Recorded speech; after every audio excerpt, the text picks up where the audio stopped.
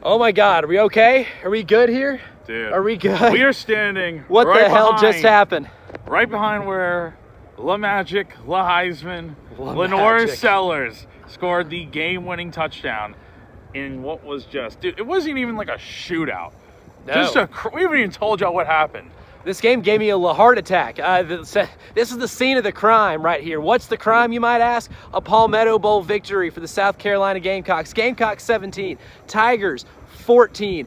And Jack is right. This is an all-time classic. This is the Lenora Sellers game. This is the Gamecock defensive display that they've shown all season long. And for the second straight time, Coach Shane Beamer has walked into Death Valley and come away with a W. The Gamecocks are now 9-3.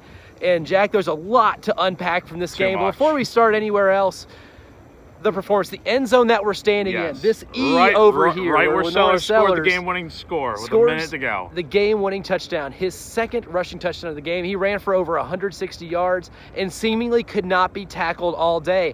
I'm making a guesstimate here, Jack Veltri. Yes. I'm Elijah Campbell, by the way. This is Jack Veltri. and we couldn't even introduce ourselves because we're still trying to process what the hell happened here at Memorial Stadium and Frank Howard Field. But, Jack, I mean, just a guesstimate here.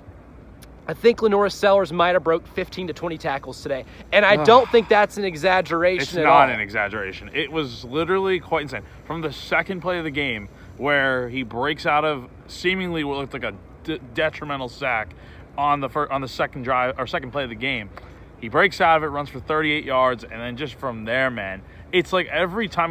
Granted, Clemson got to him a few times and sacked him a few, but man, this guy made, like Elijah said, he broke out of way too many tackles to even count. And he is La Magic. Like, he is a Houdini. He goes into his bag of tricks. He pulls out anything, man. He's insane. And I don't know what it is. Is he wearing like something on like Vaseline? I think a Tex Ags message board tried to insinuate that there might have been some type of lubricant that he was wearing on the night of the beatdown against A&M. It's insane. But I can't confirm nor deny that. I have no knowledge, and that actually sounds ludicrous. But seriously, he's just really hard to tackle. Like, again, Clemson, give them a lot of credit. They played pretty well defensively in this game. They made life really tough, bringing pressure right out of the gate. But you got to give Sellers credit. Not many players can make the plays he decided to make today. Just the way he's able to get out of traffic. He gets out of a 0% success rate play and turns it into a 30-yard gain. And again, we saw it on the 2 touchdowns he had, but the biggest one of the day that we're all going to remember, and that's the one that's going to go down as the moment that he cements himself as a legend here. I can see that being a statue at South Carolina, is when he scored the game-winning touchdown here. And now the more impressive thing to me, too, is if we look over around this corner over here, Khalil Barnes picked off Lenora Sellers late in the fourth quarter, and it was in that moment, Jack Veltri, I thought the Gamecocks might have been cooked. I think we might be having some visitors down here. But it was that corner right there. It felt like the Gamecocks might have been cooked. An interception really turned the tide. This place got loud.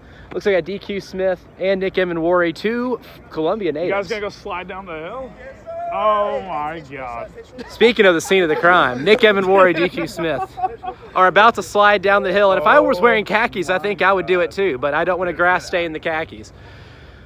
But yeah, those 2 dudes right there, before we get to them coming back, those 2 fellas right here, as they're posing up next to Howard's Rock, played a phenomenal game. This defense, after that interception near the corner of the end zone, made remarkable plays to make sure this offense got the ball back. To make sure the offense got the ball back and gave them chance after chance after chance to stage a comeback. And here's the amazing stat, too. We can talk about Lenora Sellers all day long, and we should. And I don't think we've talked enough about Lenora Sellers. But this Gamecock offense turned the ball over 3 times with an interception, a Sellers fumble, a Rocket Sanders fumble. Jack Veltri, would you like to guess how many points the Clemson Tigers scored off of those turnovers? 0. That's the craziest part. Absolutely 0. The South Carolina Gamecocks won a game where they had 3 turnovers inside their own 25 and still won because the defense saved the day. The 2 things I think that are very important when discussing this game, Lenora Sellers, the performance of this defense, and taking the ball away. really, Jack, I mean, I think this is kind of a microcosm of the season, is that when the offense would struggle, the defense would pick them up. And if the offense needed a big play, especially here in the last month of the season, they looked to 16. 16 made the big play. But as they continue to pose over there towards Howard Drock, someone's not very happy about that. Uh-oh. And there's a lady in the press box who is really mad that Nick Evanwari and DQ Smith are on the hill. You know what? I think if you come in here and win this game, you should be on the hill. I might get on the hill myself. But anyway. Dude. I mean, how do you even, like, describe this game, man? Like, oh, my God. They brought the chicken out onto the field. Dude, honestly, man, this is, like, the most God. unfiltered And they had to send a cop out post-game to, video. stop it. That is remarkable. There's a lot going on right now. All right, we're getting summoned. We are going. Oh yeah, hold on. Oh, here we go. All right, turn my camera. Don't ever do that again. Post that on Twitter.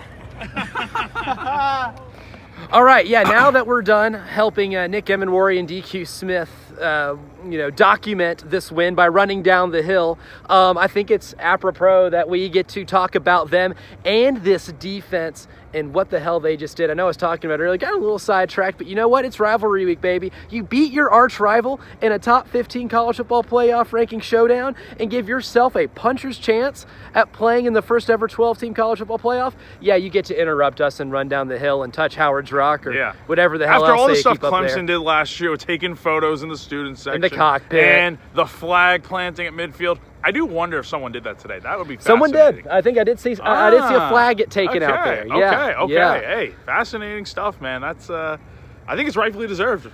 Yeah. Oh man. Low power mode. We're good. We're all good. good. It's We're still all good. rolling. We're all Yeah. good. See, We're we're all even good. draining phone battery here. But man, we'll go ahead and make this quick then, just to wrap it up. The biggest takeaways: Lenora Sellers, 160 plus yards in the ground. 2 touchdowns, including a drive at the end of the game when you were down 14-10 to score with a minute left.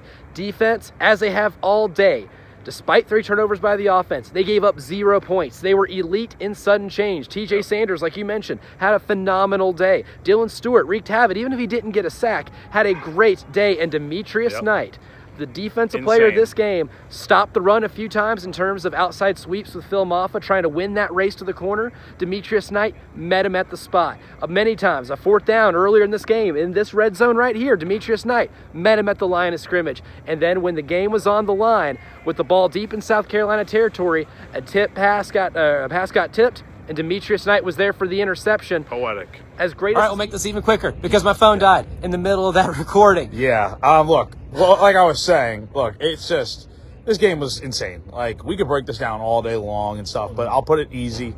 South Carolina deserves this win. It was a hard-fought game, 14-7. You're trailing all day. It felt like 2022 in a lot of ways. But you found the way. You found a way to get the job done. And look, the playoff discussion needs to be had. The CFP committee needs to do some hard thinking here and think about putting this team in, because I think they are more than deserving, even with 3 losses. Like, that was so long ago. I think this team proved today that they can find a way to get a big win. Absolutely. I mean, this is another road win against a top 25 team in the college football playoff. This team has been phenomenal on the road all season long, and now we're looking at needing a little bit of help. You need Texas to win tonight. You can't let A&M be a big Ohio State lost today. Ohio State lost today. So How much that's huge. chaos is That's that huge. going to cause? Has to. I mean, it's getting really weird in college football right now, but the main thing is you got to win against your arch rival on the road and completely crushed their chances, or at least their chances of getting an at-large bid to the college football Miami playoff. has to lose, Who keep knows in what else mind, for happens. Clemson to get to the ACC title game. So there is a path, but as an at-large bid, Clemson's not getting in. There's no way. However, I will say, South Carolina's got to jump to 12 next week at least. At the very least. Until more chaos happens, I think 12 at the minimum right now is where they Or need unless to be. Alabama beats Auburn by 100. Yeah, but you know what? But that's not happening. Yeah, but you know what? Those are discussions we can have. This is a good segue onto the radio. That's right. Hey, Reaction Monday is going to be a monster one, as John Anthony would say. It's going to be a monster Reaction Monday for you.